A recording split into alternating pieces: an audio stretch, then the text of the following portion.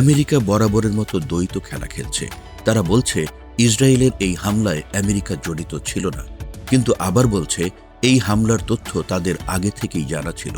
আরে তাহলে তুমি কি জানতে ইসরায়েল এটা করবে এবং তুমি সায় দিয়েছিলে? বিশ্ব শান্তির প্রতিজ্ঞা কি হলো মিস্টার ট্রাম্প? ট্রাম্প নিজেই বলেছেন উভয় পক্ষেরই একটা চুক্তি করা উচিত, তবে কখনো কখনো তাদের প্রথমে লড়াই করতে হয়। এই কথা শুনে ভাববেন না এটা দুই ভাইয়ের খেলনা নিয়ে ঝগড়া। এরা দুটো পারমাণবিক শক্তিধর দেশ, যারা একে অপরকে ধ্বংস করতে যে কোনো সীমা পর্যন্ত যেতে পারে। আমেরিকা স্বাভাবিকভাবেই ইসরায়েলকে সমর্থন করে, তাই তারা তাদের দুটো বিমানবাহী রণতরী ইউএসএস হ্যারি এস ট্রুম্যান এবং ইউএসএস কার্ল ভিনসন উপসাগরে পাঠিয়েছে।